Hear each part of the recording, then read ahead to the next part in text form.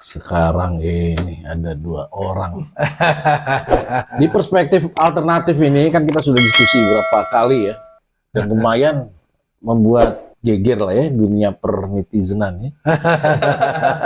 Dan di sini kami memang sudah berfilosofi bahwa kita ini tema berdasarkan para pemirsa atau PAers.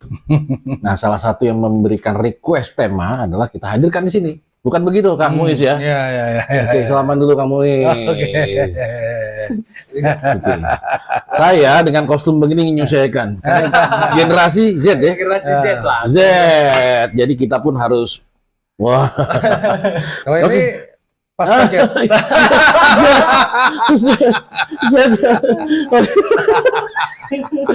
Oke. Tapi tetap semangat Pak. Semangat.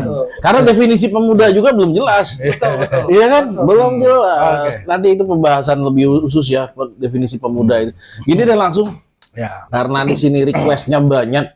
Kemarin itu kita baru mengabsorb ide dari tokoh pemuda di Bandung. Sekarang hadir nih sebelah kiri kita nih. Sebelah kiri saya ya. Ya, Nama siapa ya? saya Putra. Putra. Panggil aja Putra aja. Apa kegiatanmu sekarang? Saya saat ini ya satu sebagai pemuda yang jelas, yang kedua sebagai salah satu juga penggiat sosial, juga sering memperhatikan banyak isu-isu yang memang berjalan di masyarakat, gitu kan, bagaimana tanggapan kita Gen Z gitu. Dan juga saya juga sempat melihat, waduh ada konten bagus ini, yang dimuat dalam perspektif Alternatif ya? di sini, ya. Nah, itu paling saya. Oke. Dan demonstran juga. Aduh. Ingat 30 tahun yang lalu. Jangan Google ya. Kalau Google saya juga, saya nggak jauh dengan beliau ini. Aduh. Oke. Dan sebelah kiri, sebelahnya kiri beliau nih. Wah, sudahlah ya. Beliau adalah foundernya Perspektif Alternatif. Oke. Jadi gini, Iya Pak. Kang Muiz ya. Iya. Beliau ini kan kebetulan salah satu penyimak setia ya dari 3 kali bahkan keempat nih sekarang bahkan hadir di sini. Itu nanya gitu. Kemarin tuh kita bilang, saya tutup pernah dari PA ini saya tutup dengan satu closing statement bahwa para intelektual itu jangan menara gading karena percuma kau kuliah, percuma kau jadi akademisi kalau tidak mempunyai manfaat di lapangan dan intelektualnya dikonversi ke dalam gerakan sosial. Saya mengutip golongan kiri itu yang selalu dipublikasikan golongan kiri, sebut saja Antonio Gramsci kan. Ternyata beliau bilang, maaf, gitu. Ada sih sebetulnya Rausan Fikr yang lebih islaminya. Oke, mulai dari siapa nih yang akan bicara? Wah, dari Jadi intelektual organik dalam perspektif Islami adalah Rausan Fikr. Oke.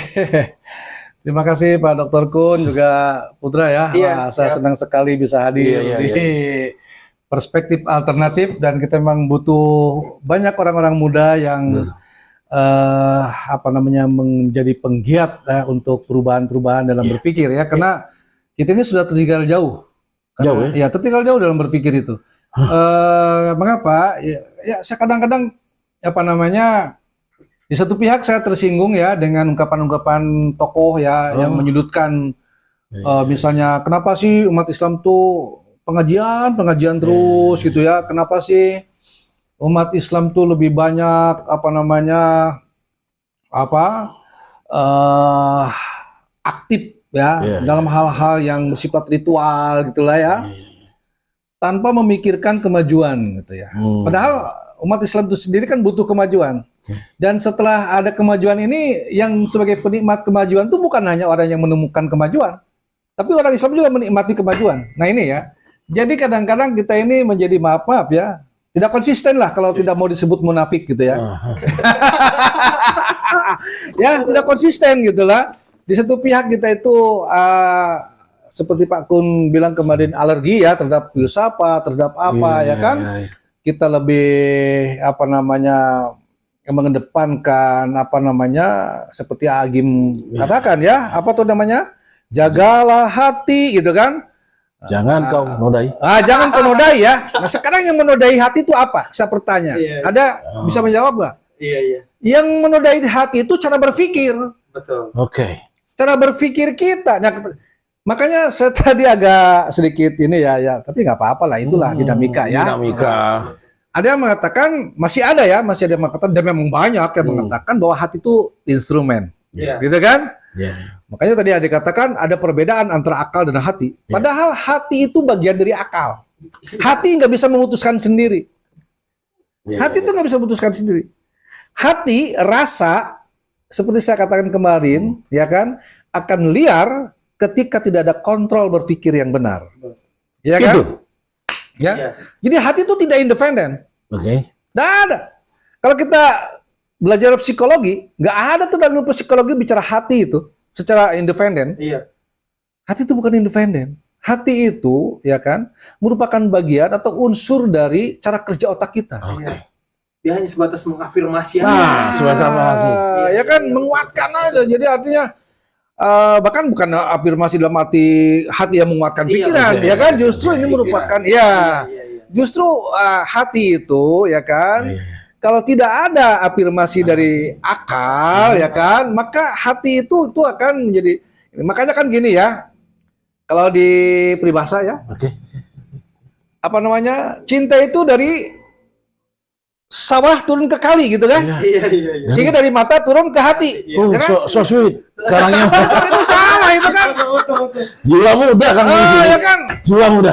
Itu seluruh peribahasa yang menyesatkan. Jadi, ya kan, menyesatkan. Harusnya? Ya tidak. Ya, hati itu kan orang berpikir. Jadi itulah yang disebut cinta buta.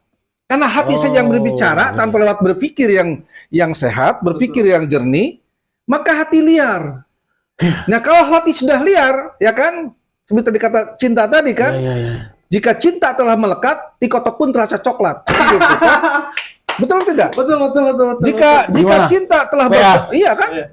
Jika cinta telah bersemi, cacing pun terasa mie, kan gitu. Iya.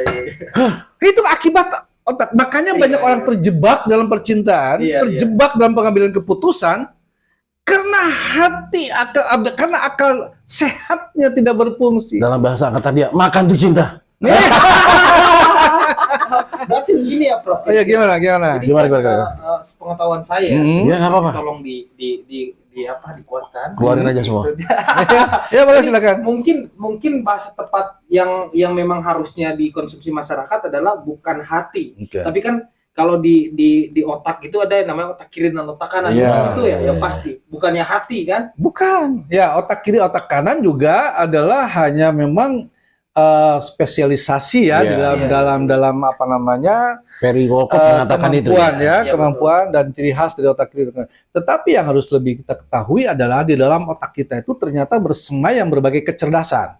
Ya, ada multiple intelijensi, ya kan? Nah, dulu kalau kita bicara tentang kecerdasan hanya satu, yaitu intelijensi. Dan temuan terakhir setelah revolusi kecerdasan, ya kan? Ternyata kecerdasan kita tuh majemuk. Ya kan? Ada kecerdasan emosional, ada kecerdasan berbagai kecerdasan, dan kecerdasan intinya, core kecerdasan kita ada pada kecerdasan spiritual. Inilah God's Spot. Ya, beda dengan G-Spot ya, God's Spot. Kalau G-Spot di bawah. Jadi di sinilah area Tuhan di sini. Ya kan? Iya, betul. Area Tuhan di sini. Betul. Iya, betul. Betul. Ada area Tuhan di sini. Iya. Dan itulah yang disebut fitrah. Jadi kalau dikatakan fitrah, kembali kepada fitrah, itu bukan kembali kepada fitrah kita tuh bebas dari dosa dalam artian putih bersih. Padahal enggak. Itu teorinya apa namanya? Tabula rasa. Ya, Aristoteles kalau tidak salah. Ya kan? Itu keliru. Dalam Islam tuh bukan itu yang disebut fitrah tuh. Fitrah itu adalah, ya kan? Ya kan? Satu kondisi di mana membawa nilai-nilai apa namanya, natural. Bukan, build up. Jadi ada apa namanya, kemampuan build up atau apa namanya, build up dari Tuhan langsung. Endowment langsung dari sana. Dari Tuhan langsung build up bawaannya gitu loh. Bahwa manusia itu fitrah. Fitrah itu apa? Orang yang hanif. Hanif. Lurus, ya kan? Menghadapkan mukanya kepada Allah secara lurus, takwa. Jadi itu karena Allah telah meniupkan ruh, ya kan? Ketika, ya kan? Allah meniupkan ruh kan? Nah, itu sebenarnya adalah di sini sudah ada area ketuhanan. Ya kan? God's spot. God's spot. Ya kan? Nah, inilah yang disebut fitrah. Jadi fitrah manusia itu adalah sebenarnya adalah taat. Fitrah manusia itu sebenarnya takwa. Hanif, lurus. Itu build up-nya dari sananya. Kemudian rusaklah build up itu, ibarat motor Jepang dirusak oleh para kreator yang tidak bertanggung jawab. Oh iya, betul. Waduh.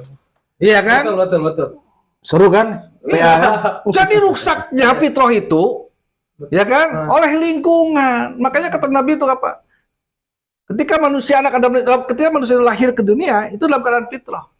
Kemudian kedua orang tuanya lah, mungkin maksudnya lingkungan lah, yang menyebabkan seorang menjadi Nasoro Majusi. Ya kan? Iya. Oke. Nah, ini yang menyebabkan fitrah itu rusak. Oke. Iya. Izin. Perspektif alternatifers atau PAers, ini kita diskusi PAers ini sudah berlangsung beberapa kali diskusi. Jadi ini fitrah itu, kalau kita dulu fitri, kembali kepada fitrah, mestinya bukan dalam artian dosa terhapus, tapi justru lebih kepada apa? Kembalinya kita ke fitrahan kita. Ya kan?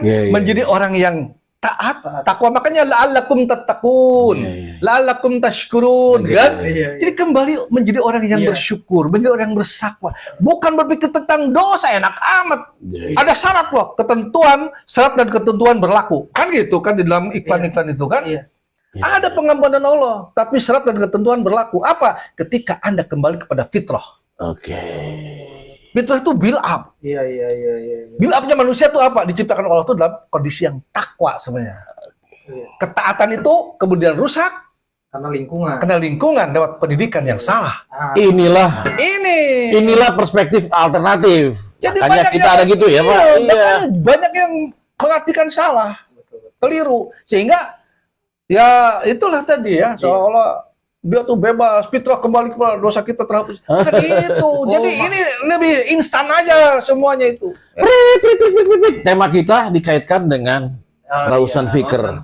Jadi kaitan dengan yang diurangkan oleh Kang Muiz, kaitan itu gimana? Saya kira apa sih yang menggelitik Anda sehingga kok tadi harus diomongin ke Kang Muiz? Iya, karena begini sebenarnya.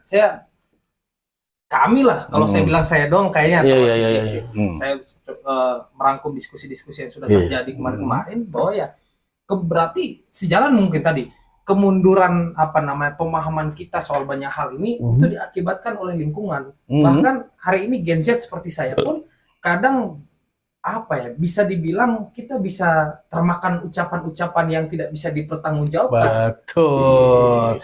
Makanya kan gitu, ya kan?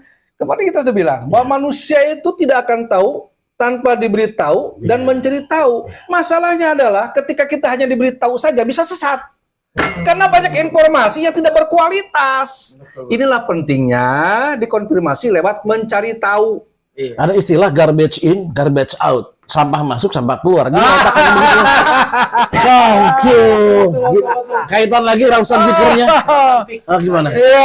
Ya inilah ya bahwa sebenarnya ini kita tuh pakun. Iya. Umat Islam tuh sebenarnya sedih saya.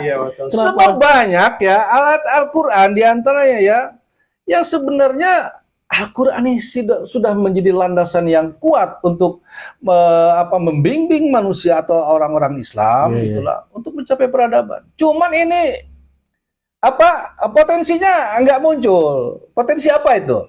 Potensi ulil albabnya. Potensi kemampuan berpikir yang tercerahkan. Dikaitkan Rausan Fikr. Rausan Fikr itu sebenarnya tidak berbeda. Itu dalam bahasa Persia. Itu adalah ahli syariati. Jadi ahli syariati memberikan satu istilah untuk orang-orang cendekiawan sebenarnya cendekia yang tercerahkan, artinya yang berpihak pada cendekiawan yang berpihak pada atau yang sensitif berpihak dan sensitif terhadap upaya pengembangan kualitas manusia. Ini jadi bukan cendekiawan yang sering dekat dengan istana gitulah, yang menjilat ya, yang mencari amplop-amplop lah gitu loh. Jadi cendekiawan yang tercerahkan itu Rausan Fikr atau Lilal Babitulah. Cendekiawan yang betul-betul dia seorang yang sensitif ya terhadap upaya-upaya pengembangan kualitas manusia. Karena ini tugas untuk mewujudkan atau membumikan Al-Qur'an ya kan? Dalam rangka membawa misi rahmatan lil alamin. Gitu loh. Jadi rahmatan lil alamin itu membawa misi umat Islam. Dan sampai sekarang jangankan mendekati, malah menjauhi sekarang. Menjauhkan. Kenapa? Perilaku-perilaku umat Islam sekarang itu tidak menunjukkan indikasi sebagai seorang yang ulil albab yang disebutkan dalam Al-Quran. Ya, oke. Kang Uis, izin, mungkin punya perspektif lain Rausan versi Gen X yang Anda baca atau Anda alami? Oh, ya. Kalau ya sebenarnya sih saya sepaham misal sama Prof tadi bahwa memang Rausan Fik pada dasarnya itu kan seorang cendekiawan atau seorang intelektualis yang dia bukan, kalau kata Edward Said, bukan intelektual tukang. Oke. Bukan intelektual tukang, Perlisa. Jadi maksudnya apa sih?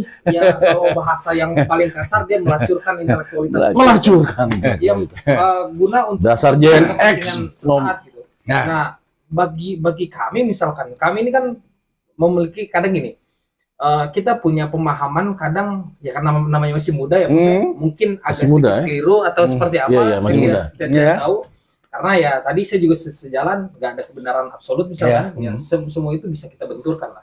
Nah, artinya bahwa pandangan kita hari ini ya khusus Gen Z lah, Gen Z dan juga yang di atasnya mungkin kita kadang ya tadi berpikir hanya sebatas untuk kepentingan, bukan kepentingan kita sebagai umat Islam atau sebagai ruang lingkup negara yang besar ini, tapi kepentingan sesuatu. Jadi antara pribadi ke pribadi, kadang-kadang tuh mereka paham akan masalah, mereka paham akan situasi, tapi mereka seakan-akan tidak tahu gitu. Kadang membentur-benturkan masalah yang tidak ada. Saya gitu, gimana tuh kira-kira? Begini ya, kita bisa mengutip Al-Ghazali. Al-Ghazali itu mengelompokkan manusia itu menjadi 4 kelompok. Kata Al-Ghazali, yang pertama adalah ada orang yang tahu dan dia tahu bahwa dirinya tahu. Jadi orang ini orang yang memiliki kesadaran. Seorang yang berilmu dan dia sadar bahwa dia itu seorang yang berilmu. Itu yang sempurnanya manusia. Ya artinya dia itu ilmunya itu manfaat dalam rangka menjadi cahaya. Ya kan? Dan ini adalah patut diikuti. Ya, karena ini adalah orang yang sadar. Dia tahu bahwa dirinya tahu dan dia harus berperan dengan pengetahuannya itu untuk mencerahkan atau untuk memberi cahaya dalam kegelapan. Agak ya kan? Korelasi ini, ada korelasi. Ya kan? Itu yang pertama, ya itu yang pertama. Dan ini sudah semakin sedikit orang seperti ini. Semakin sedikit. Nah, yang banyak yang kedua. Yang kedua itu kata Al-Ghazali, ada orang yang tahu, tapi dia tidak tahu bahwa dirinya tahu. Orang ini orang yang tahu, mapan ilmu pengetahuannya, tapi tertidur ya. Gitu artinya ya? Tertidur di sini bukan tertidur bukan biologi. Hampir saya ya. Tapi tertidur kesadarannya. Fokus dan ya. Tertidur kesadarannya. Dan orang-orang seperti ini ya kan, ya harusnya sih dibangunkan. Tapi memang kalau lagi asik seperti ya kita kan bisa menyaksikan kan banyak orang-orang intelek, banyak orang yang tahu pura-pura tidak tahu. Atau pura-pura lupa tahu gitu loh. Izin. Ya, itu kenapa kayak gitu? Ya karena hubud dunia. Iya kan, apalagi alasannya kalau bukan hubud dunia. Betul. Tidak ada alasan lain. Disadari atau tidak, mereka adalah hubud dunia. Mencintai dunia yang terlalu. Dia pikir dia tidak akan meninggal. Bahkan kita kadang-kadang sedih. Kenapa? Jangan-jangan dia jadi suul khotimah. Bukan husnul khotimah. Izin Kang, dua lagi apa? Dua lagi apa? Yang ketiga adalah ada kadung nih. Ada orang yang tidak tahu. Yang ketiga itu ya. Ada orang yang tidak tahu dan dia tahu bahwa dirinya tidak tahu. Dia ini sadar bahwa dia tuh bukanlah orang pintar. Bukan orang ya. Karena itu dia sadar diri. Dia tidak ingin maju ke depan. Ya kan? Yang merusak situasi dan kondisi. Kan sekarang banyak orang yang sebenarnya tidak tahu tapi ada di DPR. Oh iya, banyak itu. Ya kan? Waduh, mengerikan. Betul tidak? Banyak orang yang sebenarnya ininya didengkul, Iya. tapi ada di forum-forum, ya kan? Iya, betul. Seminar-seminar, Iya. ngomongnya kemana-mana. Iya. Ya kan? Iya. Ngomongin apa ini? Waduh. Udah apa? Lanjut. Ya, karena backgroundnya sebenarnya dia tuh tidak tahu. Ini perspektif alternatif ya apa? Iya, betul. Alternatif berpikir ini. Iya. Nah, ini yang ketiga masih bagus. Oh, masih bagus. Masih bagus. Dia Oh. tidak tahu dan dia tahu bahwa dirinya tidak tahu. Sadarkan akan ketidaktahuannya. Malah kita kasihan ya. Kasihan. Dan dia Oh. dengan kesadarannya yang tidak tahu itu, ya kan, banyak tanya. Nah. Dia mencari tahu. Oh, jadi manusia pembelajar. Justru Manusia bagus. yang mau belajar. Malah bagus Yang ketiga ini. itu dia sadar akan ketidaktahuannya. Iya. Yang tadi saya sebutkan itu tadi, itu yang keempat. Tidak tahu. Tidak tahu dan dia tidak tahu bahwa dirinya tidak tahu. Tidak tahunya kuadrat. Waduh. Tidak tahu kuadrat. Iya. Tidak tahunya saja sudah jelek. Iya. Dia tidak tahu bahwa dirinya tidak tahu. Inilah orang yang sering mengacaukan keadaan. Orang ini, makanya disebutnya apa? Orang ini adalah orang gila. Buang saja. Harusnya dibuang, bukan di DPR. Waduh. Kan kaitan dengan rausan fikirnya gimana? Hah? Kaitan dengan rausan fikirnya. Nah, Rausan Fikr. Tadi yang pertama tadi, itu paling tidak mewakili Rausan Fikr. Dia memiliki kepekaan. Oh, yang pertama itu Ya kan? berarti PA ya. Ya kan? Memiliki kepekaan. Dia hadir sebagai cahaya. Dia hadir sebagai penuntun. Ya kan? Pembimbing. Makanya kemarin ada salah seorang ustadz yang ikut merumuskan visi misi MUI di Kota Bogor. Saya kritik, kenapa? Itu kenapa kok fungsi pencerahan nggak ada di situ? Baru sadar dia. Oh iya ya, Bapak telat tentang ngasih sarannya. Ya kenapa tidak terpikirkan? Kan fungsi ulama itu kan mencerahkan umat. Iya. Rausan di fikir situ, itu ya. ya, mencerahkan. Fungsi mencerahkan. Ulama itu mencerahkan. Ya kan? Nah, jadi sebenarnya dalam perspektif ahli syariati, ya, yang saya tahu, sebenarnya tidak ada dikotomi antara ulama dan ilmuwan. Jadi rausan fikir tadi ya. Iya. Oke. Jadi ulama itu adalah ilmuwan itu ya ulama. Ini kita tuh, nah inilah yang menyebabkan kita tuh selalu dikotomi aja. Makanya kadang-kadang saya heran, di satu pihak katanya Islam dengan Al-Qur'annya itu meliputi seluruh aspek kehidupan ada dalam Al-Qur'an. Oke. Tetapi kenapa dalam prakteknya terjadi dikotomi? Ya kan? Iya. Ini ilmuwan untuk urusan dunia, ini ulama untuk urusan akhirat, kan bingung di situ. Betul. Dan itu tidak rausan fikir ya. Iya. Jadi ya jelas tidak ada urusan fikir ya, tidak tentang fikih aja dengan fikih, dengan masalah-masalah terkait dengan sholat, terkait dengan puasa, fikih tentang itu dan sini. Oh berarti Oke. harusnya kita ini bukan kita ya, maksudnya seorang Gen X lah ya. Gen X yang saya tidak tahu mungkin ke depan jadi apa, cuma hari ini saya cuma berpikir yang mencoba alternatif, makanya Ya. kita kayaknya harus mencontohi salah satu ulama umat Islam, siapa? Al-Jabar ya. Nah, dia seorang ilmuwan yang bagi saya istimewa sekali. Betul. Jadi dulu Islam tuh pernah mencapai kemajuan dalam ilmu pengetahuan lewat misalnya Al-Farabi, Ibnu Sina, Ibnu Khaldun, ya kan? Iya. Dan banyak lagi ya yang turut kontribusinya cukup kuat di dalam membangun peradaban, ya kan? Tetapi kenapa kok sekarang malah mundur? Ini akibat dari pertikaian atau dalam salah memahami ketika otak dan hati dipisahkan. Otak dan hati seperti dikotomi. Iya. Otak dan hati seperti mulia hati. Ya kan? Otak dan hati seperti mulia hati. Makanya jagalah hati. Oke. Kan kita pengen sih lama ya, cuma kan pemirsa ini banyak juga angkatan dia, nggak mau lama-lama deh, tapi pengen dagingnya. Oleh karena itu izinkan nih ya, masing-masing boleh ya, berikan closing statement ya. Siapa dulu nih? yang lebih ya jelas dulu lah. Silakan, Kang Muiz, closing statement. Ikuti. Rausan Fikir dengan apa yang dikatakan dan solusinya apa? Jadi sebenarnya ini belum sampai pada intinya Pak Kun ya. Nanti Iya. kita Harus lagi. Karena Karena kita ini bicara, tadi kita bicara bahwa umat Islam tuh kok seringkali tidak sadar ya, apa namanya, adanya dikotomi ya tadi, seperti hati dan akal itu berbeda dan sebagainya dan sebagainya. Nah, ini yang menyebabkan kemunduran. Padahal Al-Quran ya, itu sudah ada di dalam Al-Quran itu ya, yang disebut manusia ideal dalam Al-Quran. Oke. Dan Manusia ideal dalam Al-Quran itu adalah ulil albab. Ya kan? Nah, ini mestinya harus digali manusia. ada kongruensi dengan Rausan Ya, Fikir. betul. Jadi Amin. sebenarnya ini yang jadi kalau kita bicara tentang manusia ideal dalam Al-Quran, manusia ideal dalam Al-Quran itu adalah ulil albab. Oke. Nanti Ya. kita bahas khusus tuh kayaknya. Iya, kita harus bahas ya. Jadi kita harus bahas ya, Ya. ulil albab itu seperti apa? Kebetulan ada juga sih yang subscribe dan komentar di bawah tadi yang mengatakan itu. Ya. Izin Kang Muiz, cukup closing statementnya? Iya. Oke. Nah sekarang closing statement dari kita obrolan dengan Kang Muiz. Mungkin ada wawasan baru sehingga jadi tinjauan pustaka Anda atau bagaimana silakan. Ya, Yang enak ya, yang enak. kalau saya rasa sih saya beruntung lah datang ke sini itu dapat ilmu baru, dapat wawasan yang cukup luas gitu.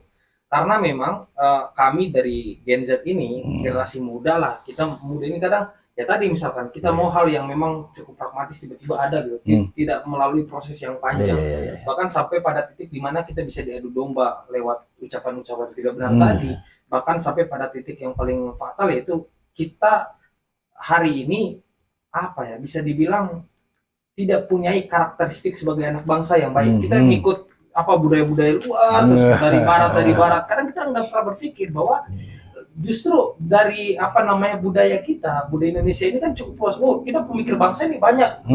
Nah, kadang ya, itu tadi yang saya sebutkan bahwa makanya saya hadir di sini ingin menanyakan soal substantif daripada perspektif ya Rausan Fik tadi. Saya rasa cukup banyak dijawab lah.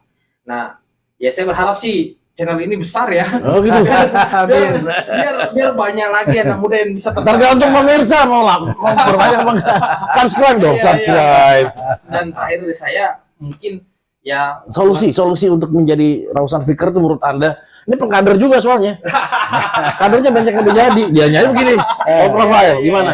Kalau solusi Berdasarkan dari pengalaman saya sederhananya pertama ya tadi yang disampaikan bahwa satu di antaranya kita harus pandai mencari tahu, sering mencari tahu tentang informasi yang belum valid. Banyak sekali informasi yang beredar di publik ini informasi yang kecangan gitu.